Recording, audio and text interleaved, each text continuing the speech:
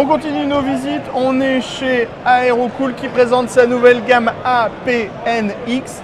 Oui, parce que ça va arriver, ça va APNX. Et on va avoir tout d'abord le boîtier C1. Alors clairement, je vais vous le dire, pour une fois, on est sur quelque chose de très joli chez Aerocool. Alors je ne dis pas que c'était pas joli avant, je dis juste qu'on n'était pas du tout sur le même style. Alors, il y a vraiment un changement de style qui est flagrant. Il y a un changement de paradigme, comme on dirait. J'ai envie d'utiliser des mots savants pendant ce salon. On est sur quelque chose de hyper slick au niveau du design. Ultra Airflow à l'avant, Airflow sur le dessus, Airflow également sur le côté avec deux grilles. Lucas va faire le tour et vous allez pouvoir découvrir ça.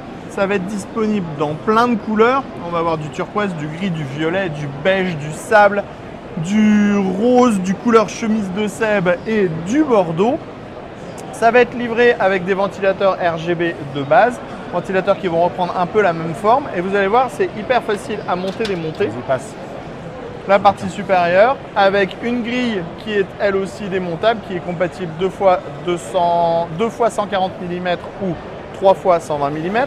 Ensuite, on peut démonter la partie avant hyper facilement. On le voit, c'est filtré de façon hyper facile et hyper pratique. On retrouve le gris de l'extérieur sur le gris des ventilateurs, ce qui donne un vrai côté haut de gamme. Et ensuite, on va également pouvoir démonter le panneau en verre trempé à l'avant, comme ceci. Hop, attendez, je me débarrasse de tout. Et on va avoir un châssis qui va être compatible ATX avec un dépassage, un gros cache, un card holder et un cache alimentation qui sera disponible avec des aérations. Si on passe de l'autre côté, on va retrouver tout ce qui est partie stockage avec un bracket ici qui va être compatible SSD et HDD et qui est également démontable. Allez, vous savez quoi? Je pose tout en vrac. Je vais laisser Seb. Non, je ne remonte pas. Je vais laisser Seb faire et on va aller voir les autres produits puisque on va avoir autre chose que le C1. On va également avoir les ventilateurs F2. Les ventilateurs F2, ce sont les modèles haut de gamme. Donc on va retrouver de l'aluminium sur le tour, donc en blanc ou en gris anthracite avec une laser cut. Et on va retrouver un double cerclage RGB. Et ce qui est intéressant, c'est que les ventilateurs, en fait, ils vont être livrés avec deux systèmes de pales. Un système de pales pour aller d'avant en arrière et un système de pales pour aller d'arrière en avant. Ce qui veut dire qu'on profitera toujours à 100% du RGB. Et ça, c'est plutôt une bonne chose. On va également avoir le APNX A14P. Donc, c'est un ventirad CPU qui va reprendre la forme ultra slick qu'on a sur le boîtier. Clairement, ça va faire un super ensemble. Laser cut sur les versions noires et anthracite. Pas de laser cut sur la version blanche. Donc, en fait, c'est une plaque en aluminium. Et en fait, ça va permettre de guider l'air aussi à l'intérieur du ventilateur pour réduire les nuisances sonores. Ensuite, on est sur du HDT en 6 mm avec 4 caloducs. On aura enfin, toujours chez APNX, les petits F1. Donc en fait, les F1, c'est les versions de toutes les couleurs qui sont un peu moins haut de gamme que les versions aluminium avec du RGB classique. Et le cadre va être cette fois en plastique. Donc on est sur un montage un petit peu plus simple. Par contre, vous voyez, on est vraiment posé sur des gros rubbers en caoutchouc pour limiter les vibrations. Bien sûr, si on a un boîtier, si on a un ventirad CPU, si on a des ventilateurs, on va également avoir les alimentations qui vont être assorties ensemble. Donc ça va être du simple, 80 plus Gold, ATX 3.0, PCI Express Gen 5. On va avoir du 750 watts, du 850 watts, du 1000 watts. Et on a ici l'intérieur, donc on voit qu'on est sur un PCB presque sans câble, parce qu'on a forcément les câbles pour donner le courant. Et on va avoir des gros dissipateurs en aluminium. Et on retrouve surtout la forme emblématique du boîtier avec les grilles et les carénages qui sont arrondis. Allez, on avance.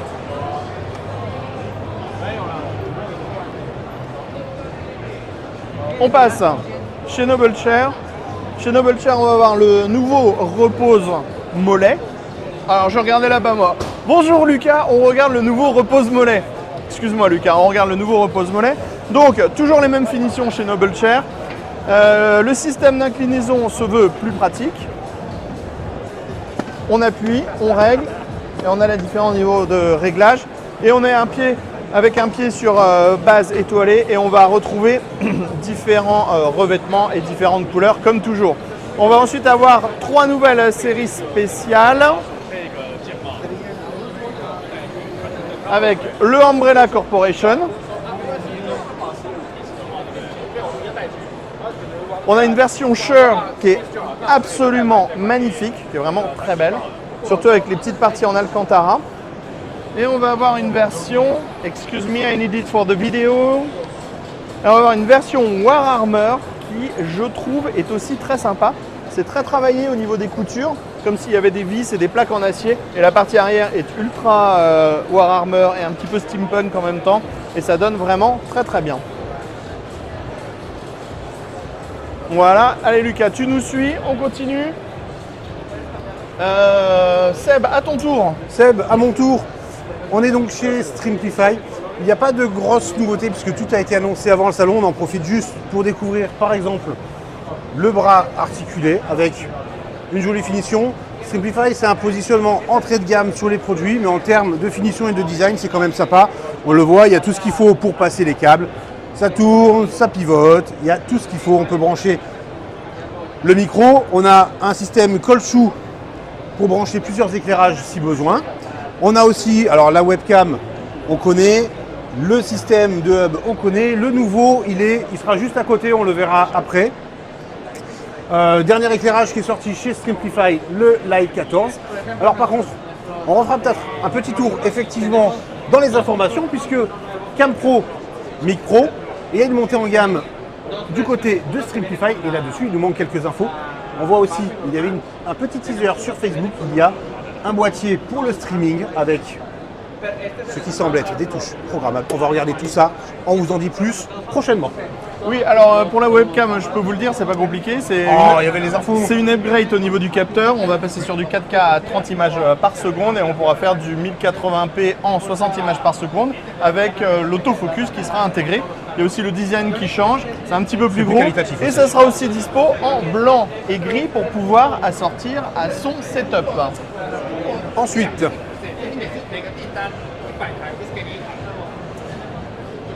avant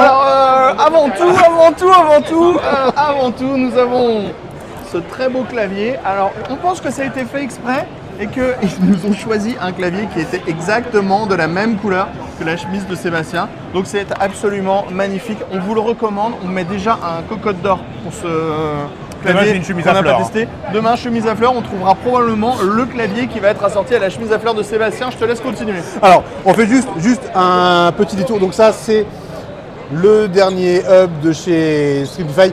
On va passer donc sur une nouvelle marque, Gamiac, on ne sait pas trop comment on prononce pour l'instant, avec du périphérique. Nous avons ici le casque avec un bandeau façon ski, le support pour le casque qui est RGB bien entendu, sinon c'est beaucoup moins performant et moins pratique. Tout à fait. Souris avec coque amovible histoire de changer pas la prise en main, mais le poids de la souris. Au niveau des souris, on est sur du 16 000 dpi pour le modèle qui va être ultra lightweight et on est sur du 12 000 dpi pour le modèle le plus classique. Ensuite, on va également avoir du clavier, donc on est sur du clavier avec des touches en PBT. Ensuite, on va choisir les différents switches que l'on veut. On a des touches qui sont mi-haute, mi-slim, c'est entre les deux et c'est assez agréable. On va avoir des endroits où on va avoir des touches full size et au niveau du casque, bien sûr, si vous n'êtes pas très fan du noir, avec le HS71 par exemple qui fait du 7.1 sur Roon, vous aurez le droit à un petit casque qui sera cette fois de couleur blanche et on retrouve le même système de RGB. Allez Sébastien. Bon, après sur les périphériques, ici, il n'y a plus grand chose à dire, on peut passer chez Nitro. On passe chez Nitro.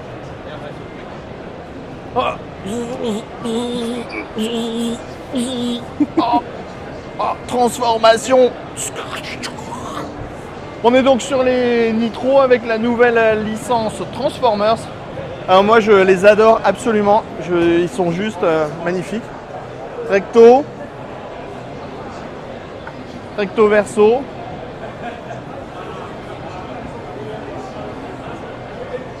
C'est voilà, c'est juste j'adore. On vous fera un test. Il faut partir sur le méchant, clairement, c'est le top. On vous fera un test très prochainement de cette version-là avec un petit Transformers qui va s'inviter à la fête. Je continue avec Colink. Colink, on va avoir quelques nouveaux boîtiers. On va commencer avec le Unity ARA. On va être sur un boîtier qui offre une vision à 180 degrés sur le hardware. On va avoir 4 ventilateurs de base.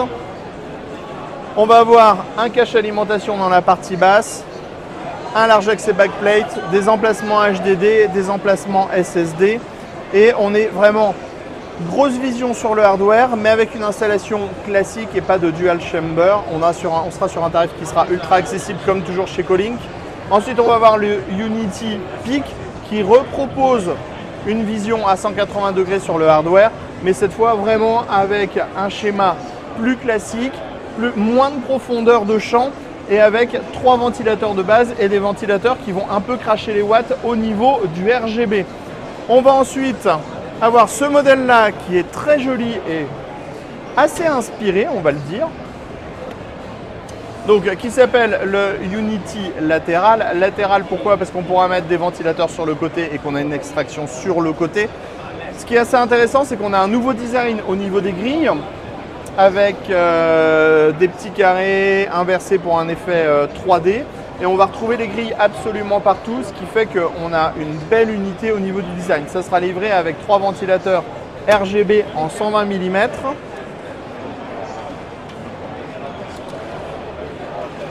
On pourra attraper le filtre facilement.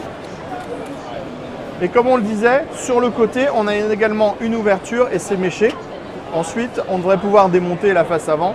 On va également avoir des câbles premium très prochainement chez Colink, ce qui fait qu'on pourra assortir ces câbles à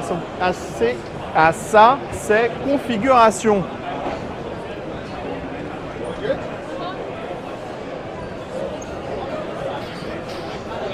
Allez, on continue par là-bas et on arrête de faire des bêtises. On passe chez Endgame Gear, je te laisse pas de souci. parler. Alors, les nouveautés chez Endgame Gear, c'est assez rapide. Là, nous avons la XM2WE qui a été passée en test il n'y a pas longtemps. On prend la même, on la réduit et nous avons l'OP1. Alors, ici, il y a un câble. Elle existe aussi en version filaire. On reste sur du 2 Go 4 pour la connexion, pas de Bluetooth. C'est vraiment léger. Alors, la fiche technique donne 51 grammes à peu près, 51, 52. Franchement, c'est léger. La prise en main, comme toujours chez le Game Gear, à la ferme, on adore. Le revêtement est top. Le petit plus pour l'OP1, c'est sur les modèles filaires, il y a les versions Dark Frost et White Frost avec le RGB qui passe légèrement à travers en fait de la coque. C'est original, ça passe vraiment bien. Bref, ça, ce sont des petites souris. Qu'on a des petites mains ou des grandes mains, mais qu'on part en déplacement, par exemple, ça peut être le petit coup de cœur. Ensuite, nous avons Aurélien. Ducky.